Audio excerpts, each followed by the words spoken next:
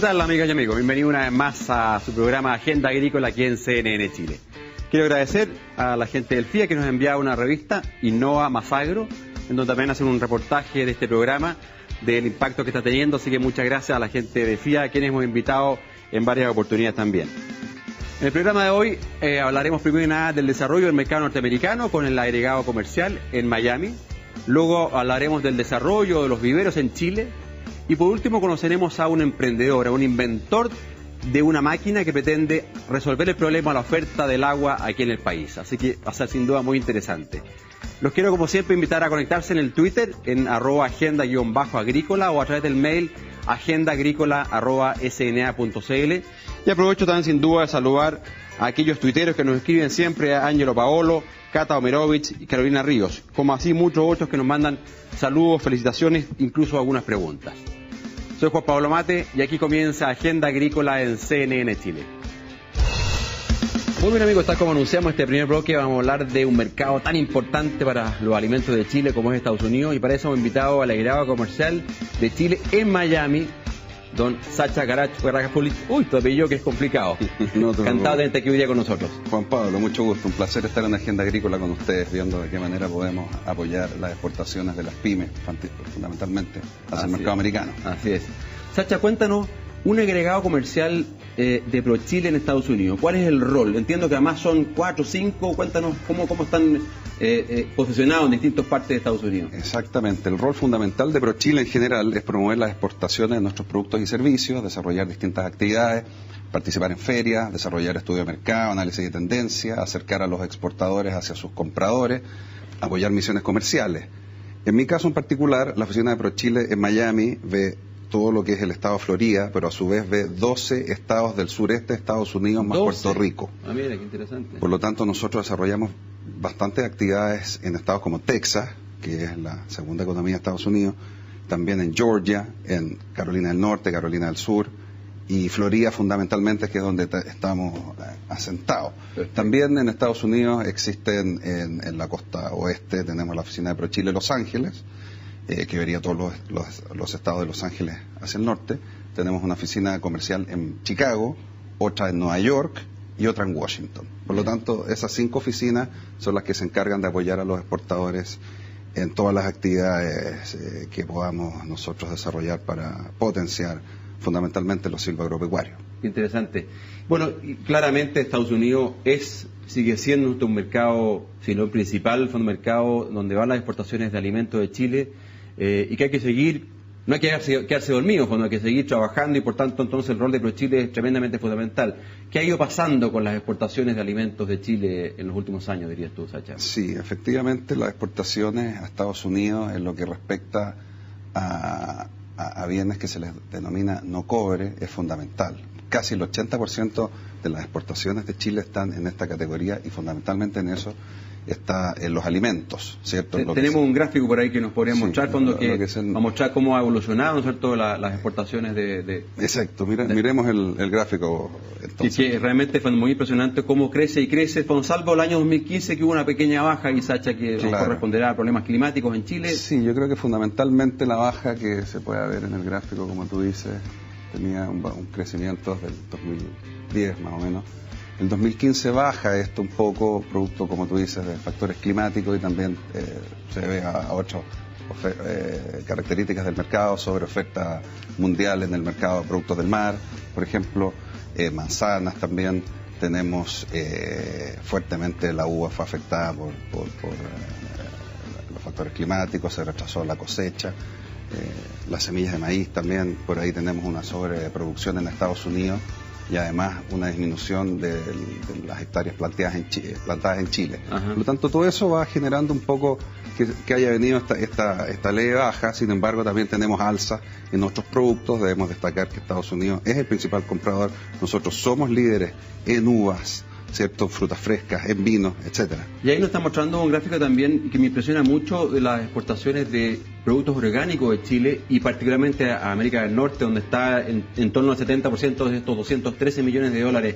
¿Ahí hay una oportunidad, Sacha, de desarrollar aún más ese mercado de productos orgánicos? ¿Hay demanda realmente creciente en Estados Unidos de ese tipo de productos? Efectivamente, el gráfico es muy positivo. Casi el 71% de los envíos orgánicos totales van a Estados Unidos, alrededor de unos 150 millones de dólares. Lo particular es que Estados Unidos es un mercado de 40 mil millones de dólares anuales en lo que es alimentos. A eso se pueden sumar 3 mil millones de dólares más en otro tipo de productos, ya sean cosméticos, textiles.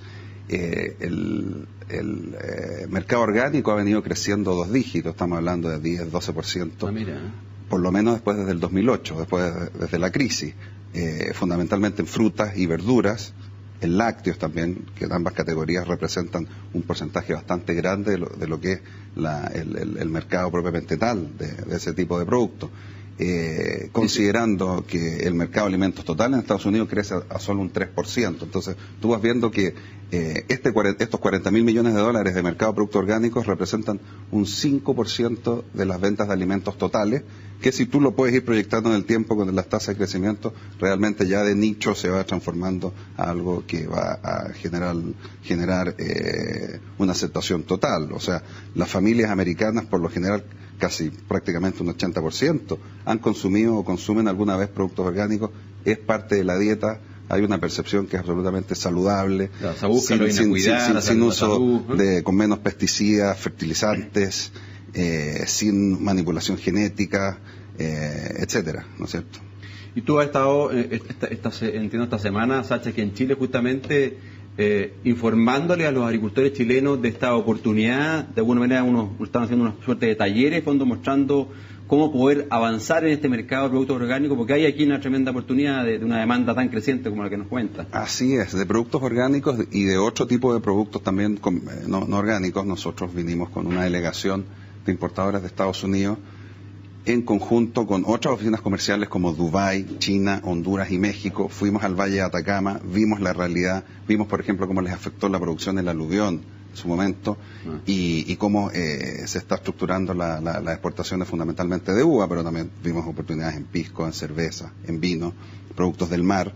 Y la idea es que siempre un importador y el productor puedan conocerse, puedan los importadores conocer en terreno de dónde vienen sus productos, ver las plantas, ver cómo se producen los sistemas, cómo se van desarrollando los sistemas de calidad, y a su vez el productor también que tenga en cuenta de ir conociendo más el mercado.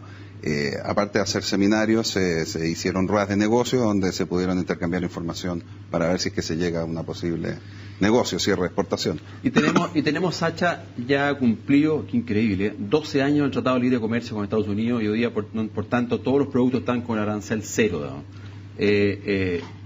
¿Estamos respondiendo los chilenos a esa tremenda ventaja competitiva respecto de otros países exportadores a Estados Unidos? ¿O a juicio tuyo, de fondo, hay ahí una oportunidad que debemos seguir aprovechando aún más? No, de todas maneras, el acuerdo de libre comercio firmado entró en vigor el año 2004, ahora ya llevamos los años que tú dices, los 12, generó un crecimiento explosivo en las exportaciones. El comercio bilateral aumentó 4 veces, ahora está alrededor de unos 20 mil millones de dólares. Nuestras exportaciones se han triplicado, crecieron a una tasa de un 10% anual. Nuestras compras desde Estados Unidos, las importaciones también crecieron alrededor de 5 veces. El intercambio comercial ha tenido en todo este periodo una tasa promedio de crecimiento del 12%, lo que habla que ha habido un aprovechamiento del TLC. Efectivamente los productos están con 0 arancel, los que nos dan una ventaja competitiva con otros países, y en el estado que yo manejo, Florida, y particularmente el sur de Florida, somos el 5º socio comercial del sur de Florida, con un comercio bilateral de 5 mil millones de dólares, lo que te habla de que existe un gran potencial. 5 mil millones solamente el sur de la Florida, estamos hablando de Miami, fundamentalmente con el puerto de Miami, el puerto de Everglades, que está un poco más al norte, y los 2 aeropuertos internacionales que existen ahí en la zona. Mira, o sea, hay mucho potencial y como estábamos hablando, la tendencia obviamente va hacia comidas más sanas, saludables, donde se le puede hacer un seguimiento, respectiva trazabilidad, y yo creo que Chile está muy bien por sobre la competencia, y la cifra de que seamos uno de los principales socios comerciales de Florida habla muy bien del trabajo que han desarrollado los exportadores. Y a tu juicio, Sacha, ya está acordado y ahora hay que firmarlo en los distintos parlamentos, en los distintos países, el famoso TPP, digamos. ¿Tiene sentido? Y a lo mejor un análisis exclusivamente para Estados Unidos, porque claro, uno podrá decir tiene sentido porque ingresan varios otros países, se generan ventajas competitivas en términos de aranceles, pero entiendo también el TPP trae consigo mucho más que ventajas arancelarias, sino también temas más bien de carácter fitosanitario, de certificaciones. ¿Tiene sentido específicamente para el mercado de Estados Unidos poder firmar este TPP? Sí, bueno, efectivamente, como tú mencionas, el TPP nos abrió las puertas con los otros signatarios, los 12 países en total, porque incluso con todos los países que teníamos acuerdo de libre comercio y habían algunas zonas de exclusión, el TPP nos permite acceder. Como tú dices, efectivamente Estados Unidos con un 0% de arancel, ¿dónde estaría más el beneficio? Iría por el lado tal vez del fito y zoosanitario, donde se crea un comité de consultas técnicas previas antes de, por ejemplo, ir a una solución de controversia que permita facilitar más el diálogo. Por ahí va más que nada los beneficios que trae el TPP, lo que no es menor, porque te permite trabajar una serie de cosas que incluso potencia o fortalece muchas de las disciplinas de la OMC. Así es.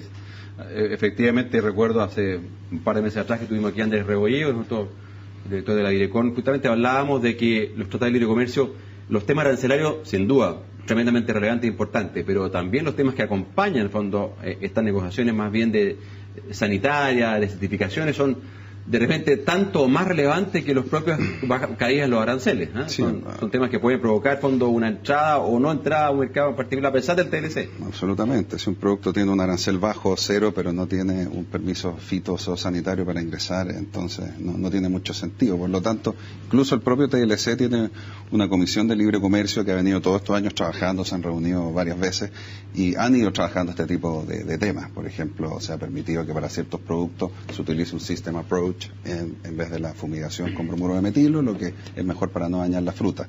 Eso, entre otros temas bilaterales que se han hecho también tal vez de ingreso de acceso a ganado en pie a Chile por parte de Estados Unidos, etcétera. Por lo tanto, es muy relevante el trabajo del comité SPS, que se llama Sanitario y Fitosanitario. Sacha, y entiendo que ustedes están desarrollando un proyecto para, no sé, esta temporada que viene, de promoción de los productos alimenticios en Estados Unidos y particularmente en los estados que tú tienes como responsabilidad. Cuéntanos un poquito de qué se trata y cuál es la motivación, fondo, de este especial campaña publicitaria.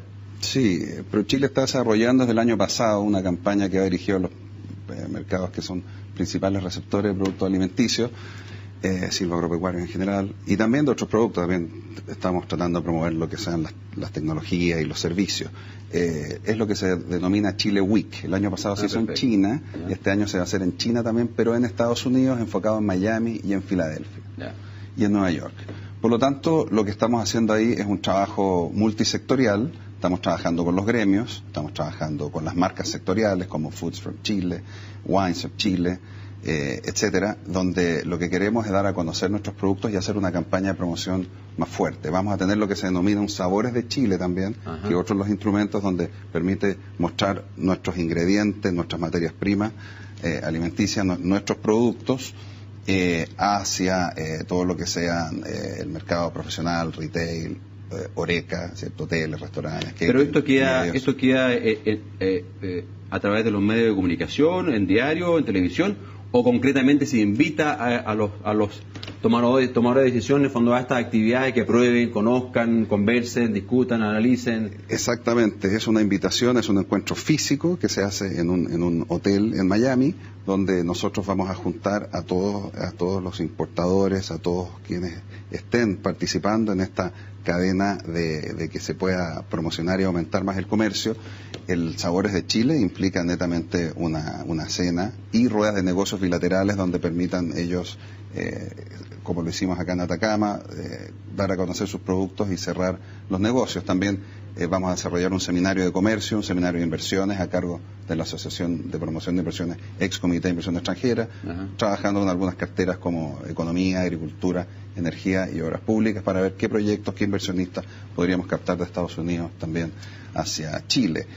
También hay otro trabajo de turismo, de promoción. Vamos a trabajar con el gremio encargado para poder llevar incluso unos cuantos 10 tour operadores para que puedan trabajar la promoción turística, y también desarrollo de misiones comerciales, independiente de las 30 empresas o 40 empresas que puedan ir a Chile Week y participar del Sabores de Chile y participar de estas ruedas bilaterales de negocios.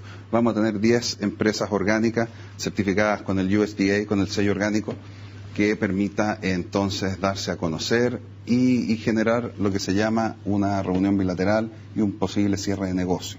Perfecto. O sea, ¿quiénes están invitados a participar desde Chile en esta actividad? Estamos trabajando, luego viene la convocatoria, todas las empresas que estén con intención de exportar, que ya estén exportando pero que quieran fortalecer y afiatar sus exportaciones. Y evidentemente que los gremios respectivos también vamos a trabajar con ellos en distintas actividades para potenciar todo lo que sea la marca propia de Chile en Estados Unidos. La otra vez vi, creo que sí, fue una persona que vino para acá, no me acuerdo en este minuto el nombre, fondo justamente de ProChile, y que nos mostraba estos carros de comida, el food truck. El food truck, fondo que ponían, creo que era en China, Japón, en China se hizo el año pasado, sí. Eso también está contemplado justamente para conectar a la población, a la gente de la calle, fondo también con los productos alimenticios chilenos. Sí, es una de las ideas. Vamos a ver de qué manera se va a desarrollar. Tenemos que ver también cómo se distribuye esto en Miami, Nueva York, un tema de costos involucrados. Y eso es lo que se va a definir en los próximos días. Justamente dentro de mis actividades en Chile involucra estar en las oficinas centrales de ProChile viendo un poco cómo vamos a ir ya dándole la forma final a esta actividad Chile Week. Perfecto. O sea, mercado para tirar para arriba, mucha demanda, particularmente el tema de los alimentos orgánicos, un crecimiento muy potente, y también los otros tipos de alimentos. Los exportadores y productores chilenos, ¿estamos preparados? ¿Sientes tú has dado una vuelta, has recorrido del norte, el centro, el sur? ¿Estamos preparados para esta creciente demanda de alimentos desde Estados Unidos en particular? Sí, yo creo que están muy bien preparados. De todas maneras, evidentemente que estas actividades que vamos a desarrollar, Chile Week, misiones comerciales, siempre lo que nosotros recomendamos es que se participe en terreno, que se vaya a una feria, que se vaya a una misión, que se visite el supermercado, que se pueda conversar con los importadores, con los distribuidores. El mercado de Estados Unidos tiene una gran complejidad en los canales de distribución. Son muchos, hay brokers, importadores, distribuidores, cada uno va agregando una cadena de valor determinada, y lo importante es que las empresas chilenas vayan preparadas, que puedan entregar, desarrollar un plan de negocios, un plan de marketing para la exportación, que sepan adecuarse a los canales de distribución, que sepan adecuarse a todo lo que son las diferencias que existen en Estados Unidos, étnicas, culturales, geográficas, y que finalmente puedan entregar una propuesta de valor, es decir, un producto que sea altamente diferenciable, que pueda pasar por sobre la competencia y que justifique que el consumidor americano guste y lo privilegie por sobre otro tipo de productos de otros países. Perfecto. Bueno, tremenda oportunidad. Sacha, la verdad que te quiero agradecer. Hay aquí una invitación a los agricultores, productores y exportadores chilenos a seguir conquistando este mercado norteamericano de creciente demanda de alimentos sanos, buenos, como sabemos producir en Chile. Así que muchas gracias, mucha suerte, y a seguir adelante promocionando a Chile, Sacha. Muchas gracias, Juan Pablo, y quedamos con Chile a la absoluta disposición de todos los exportadores. Muy bien, pues. Muy bien, amigos. ¿Cómo estamos finalizado este primer bloque? Vamos a una breve pausa y luego volvemos a hablar del mundo de los viveros en Chile. INEA inauguró primera red de agroecología del país, que busca promover prácticas agronómicas amigables con el medio ambiente. La instancia analizará temas como sanidad vegetal, manejo integrado de plagas y control biológico, entre otras materias.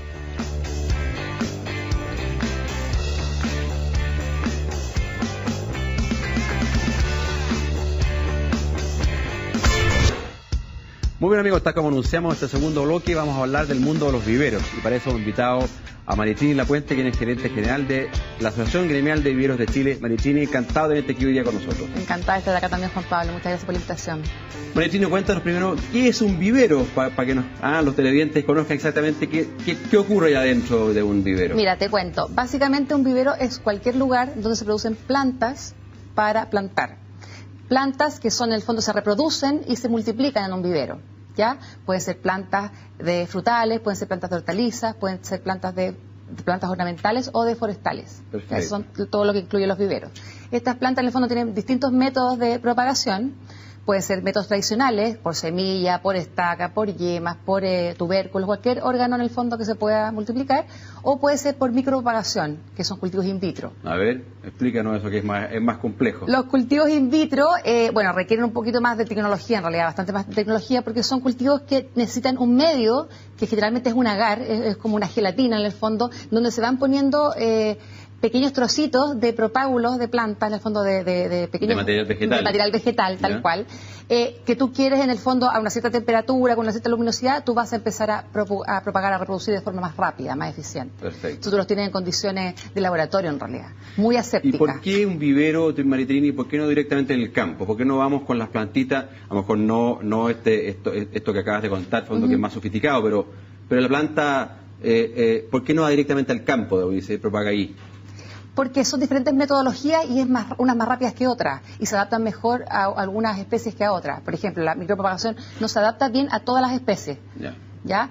Pero es un método súper rápido, muy rápido y muy eficiente de propagar plantas, de multiplicarlas rápidamente. Y en definitiva, del vivero pero ya sale una planta ya sea de hortaliza o de frutales en este caso, que vaya vigorosa, bien desarrollada, con un sistema radicular bien armado, de modo que se adapte muy bien al campo, a las condiciones del campo, que son a la intemperie, variables, exactamente, esa es la idea. Entonces, una planta que tú multiplicas in vitro, no necesariamente en el fondo tiene un proceso largo hasta llegar a ser una planta apta para entrega. Perfecto. Porque tiene en el fondo mucho tiempo entre que primero que desarrolle una raíz, porque tú las tienes que sacar del vitro para poder ponerla en un medio adecuado, en un sustrato adecuado, un suelo, digamos, que sea adecuado para que esta planta se desarrolle en su sistema radicular y pueda finalmente llegar al productor. Después se engorda esa planta varios meses, dependiendo de la especie, y puede después finalmente ser despachada a los productores para que tenga el óptimo rendimiento, en el fondo, para sacar el máximo potencial a esa planta.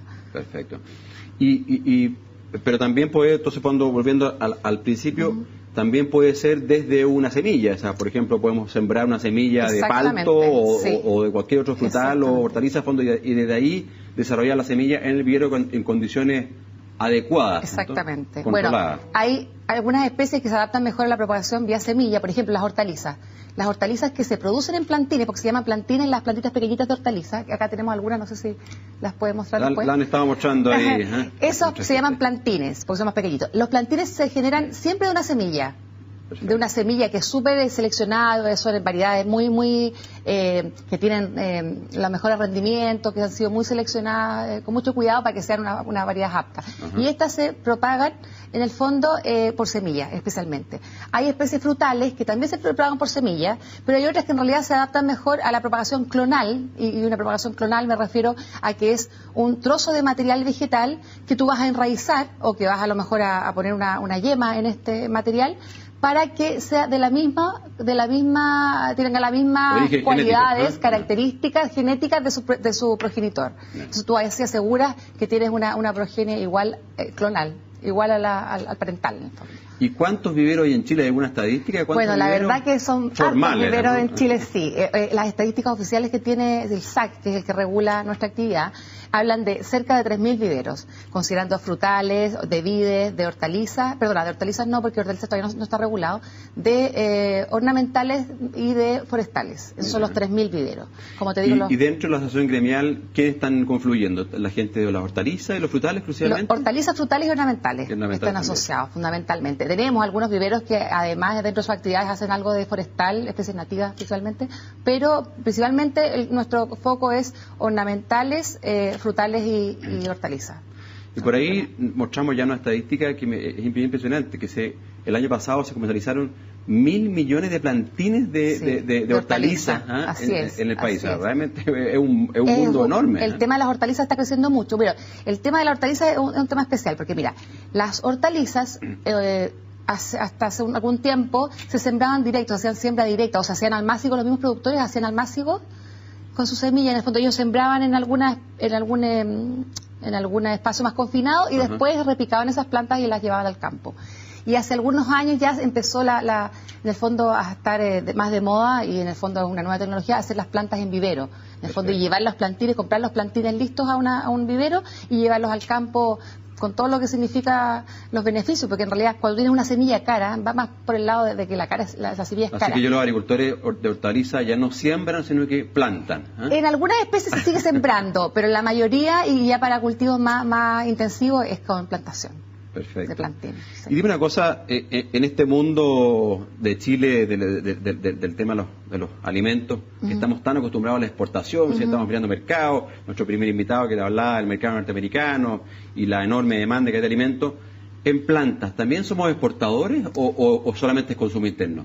Estamos fomentando el tema de la exportación desde hace ya unos 5 años, pero la exportación viene de un poquito antes, pero es un tema súper potente para nosotros. En el fondo nosotros estamos buscando ser plataforma genética para Latinoamérica. Nosotros tenemos representados la mayor cantidad de los programas de mejoramiento genético en el mundo, están representados en Chile, por algún vivero, por alguna licencia.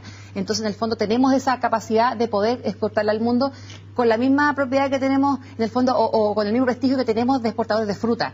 O sea, en el fondo, tú sabes que la fruta se produce desde una planta, en el fondo, de calidad, desde una variedad, en el fondo, esa es la ventaja comparativa, de por qué tenemos esa tremenda... Pero además, por el tema fitosanitario, porque nosotros también tenemos un tema que muy tenemos importante. Patrimonio fitosanitario que tenemos que seguir cuidando, pero que realmente en el mundo es visto como muy positivo, en el fondo, muy limpio Chile. Entonces, también esa posibilidad nos facilita... Esa es una ventaja comparativa. De todas maneras. Y desde el punto de vista competitivo, tenemos ventajas, somos eficientes, podemos llegar a buenos precios... Sí. De todas maneras.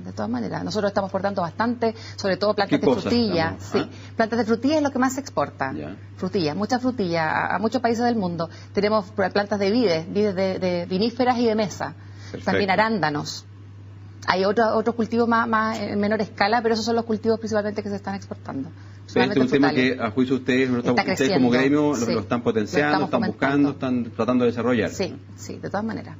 Mira, qué bien, interesante. Tenemos varios proyectos en esa línea. Y en términos de la calidad de las plantas que encuentra un productor, Marichini, ¿qué está haciendo usted como asociación gremial de modo de poder asegurar, ¿cierto?, que el productor llegue y compre una planta y finalmente sienta que es una planta de calidad, que hay todo un tratamiento detrás, que efectivamente es lo que se dice que es? Digamos, ¿cuál es el trabajo que ustedes como asociación gremial, no sé si certifican o están en proceso para asegurar aquello? Mira, te cuento, el tema de las plantas que se comercializan en Chile son todas plantas corrientes desde el punto de vista normativo, ¿ya? Desde el punto de vista oficial existen plantas corrientes y plantas certificadas, pero plantas certificadas no se venden actualmente en Chile, ni se exportan tampoco, en su mayoría, hasta que yo tengo conocimiento no está sucediendo. Pero es porque en el fondo hay una brecha muy grande entre producir plantas corrientes a producir plantas con una calidad, digamos, certificada, que lo certifica el SAC, que es el organismo oficial, ¿cierto? Entonces hay una brecha muy, muy grande. Y nosotros como industria, porque también tiene un tema de costo muy alto producir una planta certificada, como industria hemos hecho el esfuerzo, en el fondo, se han reunido algún grupo de viveros de ciertas especies, por ejemplo de carozos o de pomácea, en algún minuto, se reunieron para tratar de lograr esta certificación de plantas como grupo, porque en el fondo el tema de hacer una economía a escala, ¿verdad? Perfecto. Pero fue muy difícil y no se logró.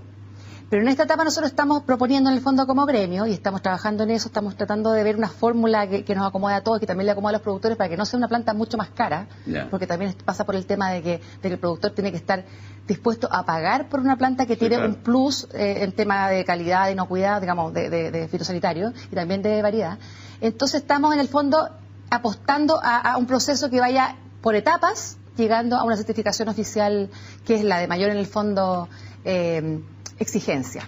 Marichini, y también, por supuesto, hay una importación de material vegetal, en fondo, muy bien. Y justamente tenemos una pregunta de un productor que aquí en Chile, en fondo, que nos hace una pregunta, a ver si la podemos contestar bien. Vamos a escuchar lo que nos dice. una de las principales trabas que enfrentamos como vivero es el ingreso de material vegetal proveniente del extranjero. Queremos saber de qué manera la asociación gremial, junto con las autoridades chilenas fitosanitarias, apoyan para hacer más expedito este proceso. Ya, o sea, Pedro Romana, de Univivero, que es, me imagino, asociado tuyo, preocupado justamente de todo el proceso de importación de material vegetal, que tiene que sufrir un proceso, ahí entiendo, de cuarentena, que es muy lento. ¿Cómo resolvemos? ¿Cómo resolvemos ese nudo? ¿Qué se está conversando con la autoridad? Mira, te cuento, no sé si se entiende bien toda la audiencia, en el fondo, qué es lo que es una cuarentena. Ajá. En el fondo, cuando nosotros tenemos ingresos de materiales del extranjero, y para asegurar en el fondo que vienen limpios, que no van a ser una amenaza para nuestro patrimonio fitosanitario, para el ingreso de alguna plaga, tienen que cumplir con un proceso de 1 o 2 años en un establecimiento confinado. Perfecto. ¿Ya? Puede ser en establecimientos, en instalaciones del SAC, o puede ser en los predios de los propios viveros, de los propios agricultores. Pero eso, en el fondo, te asegura que este material está protegido, de que no vaya, en el fondo, durante esos 2 años de evaluación, 1 o 2 años de evaluación, está en el fondo confinado para que no se pueda escapar, por decirlo de alguna forma, alguna plaga que pueda suponer un riesgo fitosanitario para nuestro país. Ajá. Que en el fondo es lo que más tenemos que cuidar nosotros como país, porque por eso tenemos, en el fondo, la imagen que tenemos. Correcto. Afuera en el mundo. Entonces, ese es un proceso súper engorroso, pero súper necesario también. O sea, entendemos que es necesario que se tomen todos esos resguardos fitosanitarios, ¿no? Estamos totalmente de acuerdo. Pero el tema, en el fondo, ¿cómo agilizamos ese ingreso de material de propagación? ¿Y por qué queremos ingresar material de propagación si nosotros tenemos acá material? Porque la mayor cantidad de variedades que se producen y que se consumen en el resto del mundo se producen fuera de Chile. Yeah. Las variedades genéticas, en el fondo, no está en Chile. Por ejemplo, viene desde Estados Unidos, viene de Europa, de algunos países que son como reconocidos en el tema de mejoramiento genético y de breeders, digamos, de los mejoradores. En el fondo, ellos son los que producen estas nuevas variedades, que son las que nosotros finalmente cultivamos. Queremos traer y exactamente, queremos traer, internar, después para que los productores puedan cultivarlas, digamos, y finalmente exportar a esos mismos mercados, en el fondo, son los mismos mercados que después reciben nuestra fruta. Entonces, para nosotros, para agilizar el tema, que es un tema como industria súper importante, nosotros estamos trabajando con el Servicio Agrícola y Ganadero desde hace algún tiempo, ya tenemos las mejores relaciones, y estamos, en el fondo, enfocándonos en el reconocimiento de centros de excelencia en el extranjero. Yeah. ¿Qué significa eso? Son centros, en el fondo, que son generalmente los productores de esta misma genética, no son los que están manejando todas estas variedades afuera, y la idea es que el SAC pueda, en el fondo, de alguna forma, ponerse en contacto con ellos, se hacen esas agendas, y puedan ir a ver cómo están realizando los procesos de producción de esas plantas, para poder enviarlas a Chile, en el fondo certificar previamente que estén libres de... Exacto, para algunas especies, porque en el fondo cada centro puede producir muchas especies en sus instalaciones, pero en el fondo el SAC nos ponemos de acuerdo en el fondo cuáles son las especies que nos interesan más como industria, y decimos, por ejemplo, para los carozos es el centro A de Estados Unidos, para las vides el centro B de Francia, por ejemplo. Perfecto. Y hacemos una lista priorizada y decimos, desde estos centros, en el fondo, vamos a certificarlos para que ingresen sin cuarentena. Y en el fondo ese es el beneficio, prácticamente sin cuarentena, porque en realidad son cuarentenas muy cortitas de meses, pero versus tener 1 año, 2 años las plantas en cuarentena nos agiliza mucho. Qué bueno, súper buena noticia. El ingreso. Chini, tuvimos hace un par de semanas al gerente del Consejo Frutícola, donde justamente nos contaba del trabajo que ellos están haciendo de producir, ¿no es cierto?, variedades locales, digamos. No es suficiente, por eso que tenemos que seguir importando material vegetal desde otras partes del mundo. Mira, lamentablemente el proceso de mejora genética es muy lento. Es muy lento, es muy costoso, es muy intensivo en recursos humanos y digamos, de capital. Entonces, la verdad que, por un lado es eso, y por otro lado es que, como te decía anteriormente, los mercados, en el fondo, a los que nosotros destinamos la fruta, son los que están, de alguna forma, dando las pautas de lo que se está consumiendo. Entonces, también son como los productos que, en el fondo, que finalmente van a querer ellos mismos después de vuelta como consumidores. Entonces, también es importante, no podemos, en el fondo, independizarnos un poco de eso, pero sí es importante generar la genética local porque está adaptada a nuestras condiciones, en el fondo. Y esa es la brecha que tenemos y la deuda que tenemos como productores de fruta. En el fondo, somos súper importantes, actores súper importantes en el plano internacional, pero estamos quedándonos atrás con el tema de proponer nosotros y tener, en el fondo, opciones de variedades locales que nosotros podamos a lo mejor vender al mundo. Ahora, de hecho, una buena noticia esta semana apareció, fue que están vendiendo las primeras frambuesas cuando fuera del país. En Europa, así que hay una tremenda ventaja. No, es una tremenda ventaja. Entiendo que están trabajando en lo que se denomina un acuerdo de producción limpia como asociación gremial. Sí. Cuéntanos qué significa y qué pretenden con aquello. Sí, mira, el acuerdo de producción limpia estamos trabajando desde más o menos el año 2011 Y a este invitamos a participar no solamente a viveros asociados, sino que a toda la industria de viveros frutales. En esa época estábamos solo con viveros frutales. Y participan más o menos 100 viveros de todo el país. ¿Ya? Y este acuerdo, en el fondo, ¿qué es lo que persigue? En el fondo es mejorar los estándares productivos y medioambientales del sector. Entonces trabajamos en temáticas como eficiencia en el uso del agua, eficiencia en el uso de la energía, el tema de reciclaje de los plásticos, de todo lo que se genera de residuos sólidos, por ejemplo, de las bolsas, de los envases, de los maceteros. Y por otra parte también el tema de cuidar a los trabajadores, en el fondo preocuparnos de la seguridad, de la higiene de los trabajadores también es una temática importante en el APL. Perfecto. Entonces estamos la verdad, Marichini, yo veo que están haciendo cualquier cantidad de cosas y como tú muy bien decías, el tener un vivero requiere de un esfuerzo de personal, intelectual y también de recursos financieros muy, muy fuerte, porque de alguna manera es un trabajo a largo plazo, una inversión, es una apuesta, es una cantidad de plantas que uno hace todos los años, que la va a vender o no la va a vender. Exactamente.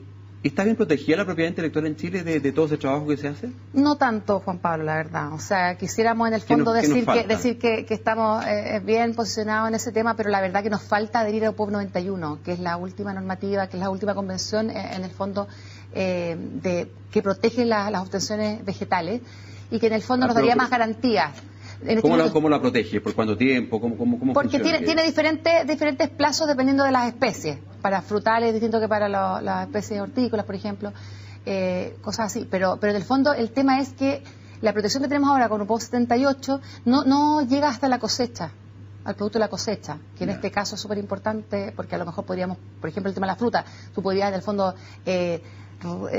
requisar un envío de, por ejemplo, de manzanas que no hayan pagado su royalty en el extranjero. Ah, mira.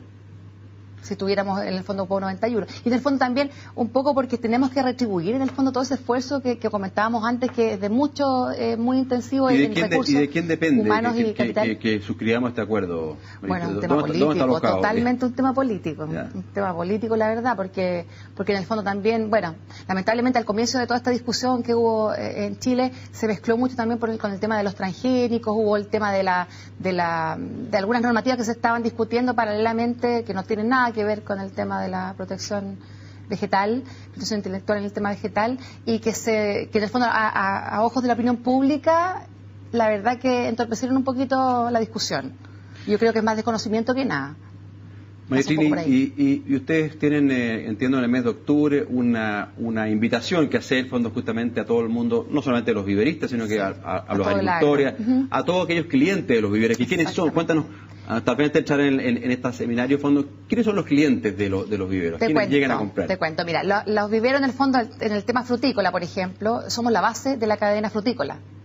¿Ya? En el fondo somos la planta, siempre decimos que es lo primero. O sea, antes tú tener un huerto tienes que fijarte qué planta vas a comprar. Primero la variedad, el porte injerto, porque tú sabes que las combinaciones en el fondo, dependiendo de la zona donde tú la vas a cultivar, van a necesitar una determinada planta, digamos que tenga esos dos materiales genéticos incorporados para poder tener el mejor rendimiento. Entonces, en ese sentido son los productores de fruta, los que exportadores principalmente de los frutales. En el tema hortícola también, las hortalizas, en el fondo las producen a través de estos plantines. Como te decía, también hay una parte de la producción hortícola que se siembra directo, pero gran parte, cada vez más está creciendo el tema de sembrar con plantines, pero plantar plantines ya, directo en el campo. Y por el lado de las plantas ornamentales, en el fondo todo el retail, los supermercados, la planta que compramos nosotros como en el fondo para nuestro patio de la casa, o para las paisajistas, por ejemplo, toda la empresa de paisajismo, todo lo que es jardinería.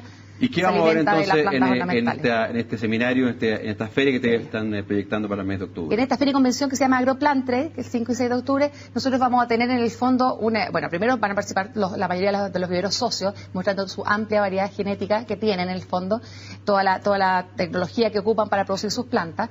Y vamos a tener desde los productores de semillas, desde las empresas de semillas que son nuestros proveedores, hasta los proveedores de insumos y servicios, de tecnología, de mecanización para el agro, que viene muy de moda, es necesario cada vez más, de alguna forma, independizar un poco la mano de obra que está tan complicada.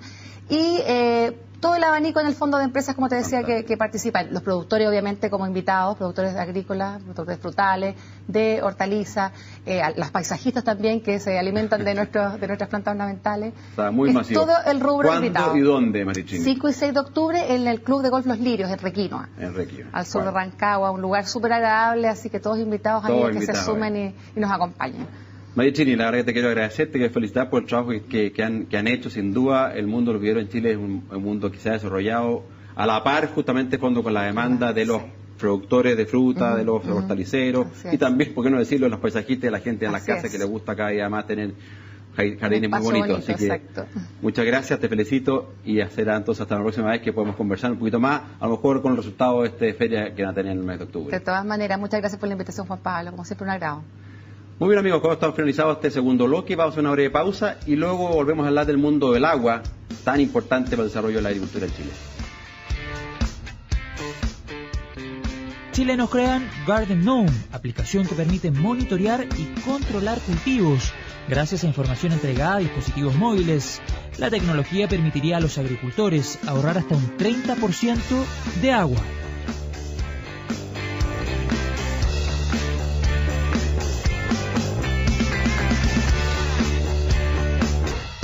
Muy bien, amigos, tal como anunciamos en este tercer bloque, vamos a hablar del mundo del agua y particularmente de cómo buscar formas para aumentar la oferta del recurso hídrico en el país, que como hemos dicho en muchos programas es tan relevante y fundamental para el desarrollo de la agricultura. Y para eso hemos invitado a don Ricardo Fernández, presidente de la Sociedad Aguas del Pacífico. Ricardo, encantado de tenerte aquí hoy día con nosotros. Gracias, Juan Pablo, por la invitación, muchas gracias.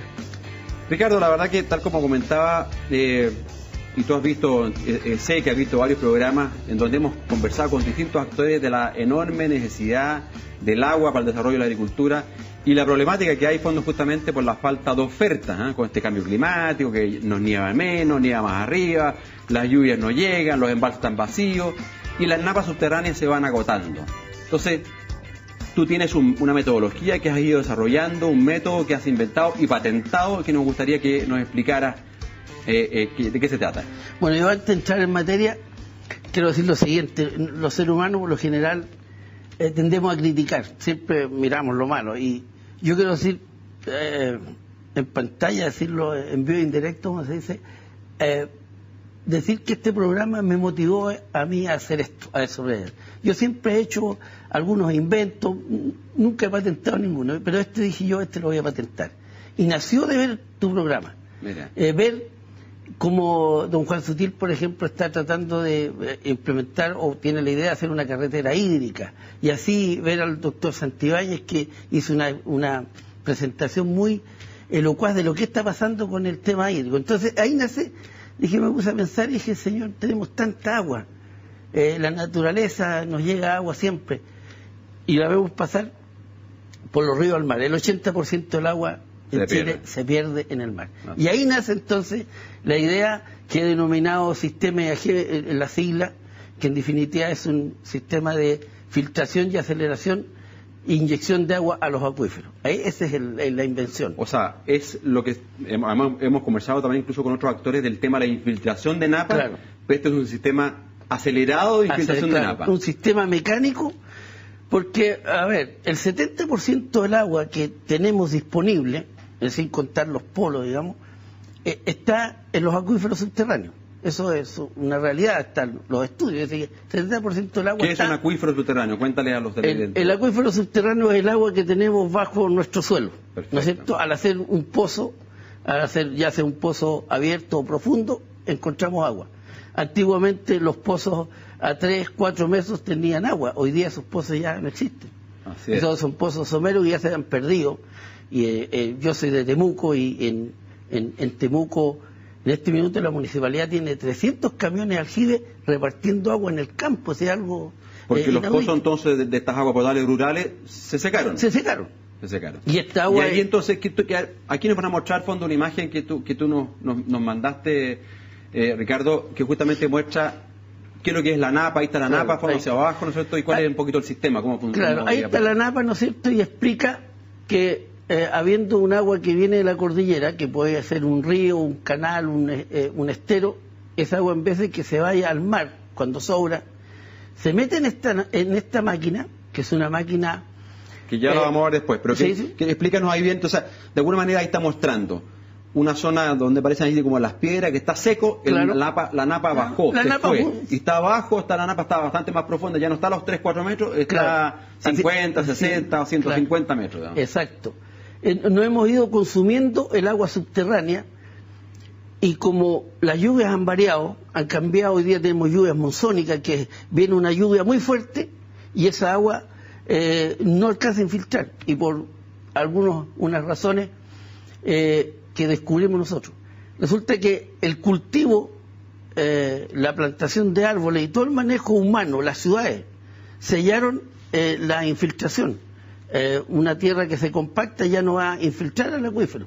El uso agrícola va tapando los poritos que infiltran el agua. O sea, y por tanto el agua escurre entonces nomás. Exacto. Escurre los cursos de agua naturales, los ríos. En una plantación forestal, y aquí voy a entrar en polémica con algunos que dicen que los pinos y los eucaliptos se consumen el agua. No es así. Lo que pasa es que el suelo se selló y se transformó para los de campo en una teja. Cae el agua y se va al mar. El verdadero pavimento. Claro, hoy día tenemos que llueve y se forma un gran caudal en un río, y esa agua va al mar, no la infiltra el suelo. Entonces esta máquina, ¿qué hace? Toma el agua, la limpia y la inyecta por gravedad al acuífero. A ver, y aquí tenemos por ahí un video, nos van a mostrar fondo de cuál es una pequeña maqueta. Modelo, una maqueta que hiciste. Esta fue la primera maqueta que hice, después hicimos una prueba más efectiva y... Claro, ahí está una maqueta que muestra que eso que se ve es el filtro central, que es un filtro de carbón activado. ¿Para qué el filtro, Ricardo? El filtro porque necesitamos el acuífero meter agua absolutamente limpia, casi potable. Mira, ya. No va a ir clorada, pero el agua que entra al acuífero sin tiene contaminante. Que ser sin contaminante, sin lodo, sin sedimento, porque si no tapamos el acuífero. Ya, o sea, esta agua viene, por ejemplo, de un acuífero natural, un río. Un río. Se conduce por un canal y llega a esta planta. A esta maquinaria. Claro. ¿Y qué encontramos ahí? ¿Qué vamos a encontrar? ¿Qué es lo que hay ahí? Bueno, ahí hay una serie de filtros que simulan lo que pasa en la tierra, lo natural de la tierra. Estos filtros limpian el agua. Hay un sistema que le hace viajar el agua a 57 metros. Una serie de gravas que limpian el agua y una serie de válvulas eléctricas que funcionan electrónicamente, que van haciendo que el agua se limpie, sin contaminarla. Esto es todo natural. Perfecto. Hasta que llega al círculo central, digamos, donde está el filtro de carbono, donde está mostrando ahí la imagen, y ahí el agua se va y se inyecta a la profundidad que vamos a encontrar requerida, digamos, en algún... ¿Y gracias a qué fuerza se inyecta? ¿Cómo es? Gravedad. Estamos usando la gravedad. Ya, mira. Claro, entonces es autónoma, electrónica autónoma, y sus componentes se alimentan por energía solar. Tiene un panel solar, ¿no es cierto? La comunicación igual, estas plantas van a ser controladas a distancia. Entonces, va a haber un control central donde va a haber un operador viendo cómo funcionan las plantas y puede poner en marcha o detener el inyector dependiendo de la cantidad de agua disponible que tengamos en ese momento. Perfecto. A través de las lluvias o de hielo. O sea, esto no requiere ninguna fuerza exterior que empuje el agua a que se infiltre en la napa, sino que es la gravedad. Claro. Me imagino que en un inyector... Mira, ahí hay otro ejemplo. Claro, esta fue una segunda prueba que hicimos y ahí estuvimos bombeando 3 días agua desde un río a una napa subterránea. ¿Ya? Ahí hacia abajo de ese tarro hay un tubo. Claro, hay un tubo de 6 metros. De 6 metros que está metido en el acuífero, porque ahí tenemos agua a 6 metros. Y ese inyector tiene 3 pulgadas y le estábamos metiendo 5 pulgadas de agua. Fíjate. O sea, la velocidad de inyección es brutal. Mira. Bueno, eso logró en 3 días que un pozo somero que teníamos como a 20 metros, algo así, empezó a subir la napa. Inmediatamente. A los 3 días empezó a subir la napa. O sea, ahí es gracias a la fuerza de gravedad, claro, y dejaste de inyectar agua. Mira la velocidad que toma el agua. Se produce ahí un cono exacto. Y eso es la gravedad y la cohesión de las partículas, fondo que va también ayudando a que vaya inyectando. Claro. Ahí estamos en un acuífero de un glaciar, ¿no es cierto?, que son rodados, que es el mejor acuífero para acumular agua. Perfecto. ¿Y cómo podemos saber cuánto agua le falta al acuífero? Bueno, es muy fácil, pues si tenemos los pozos. Todo el mundo, las ciudades tienen, en Temuco creo que hay como 50 pozos que se extraen para la ciudad. Esa agua se sacan de los grifos, se le mete a los camiones y se le deja a la gente al campo. Es algo casi inaudito. Entonces, en un pozo profundo tenemos la medida de cuánto está el acuífero y cómo ha ido bajando. La medida la va a tener en la medida de fondo que el pozo empezó a recuperarse, digamos, que tú empiezas nuevamente con el agua. Y la planta está diseñada para que tenga un pozo pequeño, o sea, una tubería que tiene un sensor que va indicando cómo sube la napa. es parte del equipo, digamos. Perfecto. Todo eso es electrónica, estamos aplicando la electrónica moderna. Perfecto. El equipo está pensado en que toda la electrónica sea de origen israelí, que es lo mejor que hay, y eso nos va a indicar en una pantalla después cuánto tenemos agua, cuánta agua hemos recuperado. Y además esto es transversal. Aquí el gran agricultor va a tener agua, el pequeño agricultor, todos los que estén en el valle donde está esa napa van a poder disfrutar de ese nivel que va subiendo. ¿Y de qué ríos podríamos extraer esta agua? ¿Hay algunos ríos que son mejores que otros, ríos más aptos que todos otros? los ríos. Yo ayer estuve en la cuenca de la Concagua y fui a Concón a ver cómo sale el agua. Sin embargo, un par de kilómetros más arriba hay gente construyendo pozos y el agua se va perdiendo. Entonces, cualquier río es posible. En noviembre hice una gira al norte viendo los ríos y me encontré con el río Choapa, que iba una cantidad de agua y a los lados tenemos un desierto. Entonces no hay algo que no Ricardo, o sea, tú lo que estás diciendo es que más que hacer una carretera hídrica, entonces es aprovechar las carreteras que ya tenemos en los ríos, estos que bajan a la cordillera del mar, que se pierden en el mar el 80%, y de manera paralela, a fondo, hacer estos canalcitos que lleguen a esta planta de infiltración forzada de la napa. Podemos captar incluso hoy día los canales en invierno, los canales llevan mucha agua y esa agua se pierde. Esa agua en el invierno nosotros la estamos inyectando al acuífero. Mientras hay agua disponible, la vamos a inyectar. Sea en cualquier época. Tenemos lluvia y tenemos máquinas. Entonces, al tener muchos inyectores en un río, los que sean necesarios, hay unos que van a estar trabajando en forma permanente y después se pueden ir conectando o desconectando a voluntad. Podemos poner, no sé, todo un río bajo el acuífero, pero no podemos cortar el flujo del río porque cortamos, ¿no es cierto? Ponemos lo necesario, lo que se pueda poner. ¿Y tiene, Ricardo, algún número ya en la cabeza, a fondo, qué inversión puede significar esto para recuperar acuíferos? Bueno, aquí hay que pensar lo siguiente. Imagínate que si se construye, hoy día hay un programa de gobierno de construir 10 nuevos pequeños embalses. El embalse en sí es una estructura muy grande, que demora años en construir y después está toda la canalización. Un canal, si tenemos 100 kilómetros en línea recta, es fácil 300 kilómetros de canal, porque tiene que ir siguiendo la curvatura, todos los niveles. Y esta máquina viene haciendo, no sé, una milésima parte de lo que significaría un embalse. Además, por un canal llevamos agua a un punto determinado. Cuando está en el acuífero, todas las personas que están viviendo en ese sector, digamos... Se ven beneficiados. Se ven beneficiados. Cualquiera va a tener acceso al agua. ¿Y quién debería entonces pagar esta eventual inversión? El Estado. El Estado otorga los derechos de agua y ha otorgado mucho más derechos de agua del agua disponible. Hay casos, pero impresionantes, como se ha entregado derechos de agua y no hay agua. Ricardo, esto ya está patentado, incluso entiendo que de Estados Unidos te están llamando, que de llevar al fondo esta metodología revolucionaria. Sí, pasa que yo trabajé por una empresa norteamericana y otra vez un catastro para el agua, Riley, y me contacté con ellos, entendí el tema, y bueno, todos los días están llamando que cuando le firmo el contrato de representación allá. No es tan fácil porque hay que estudiarlo muy bien y todo eso, pero...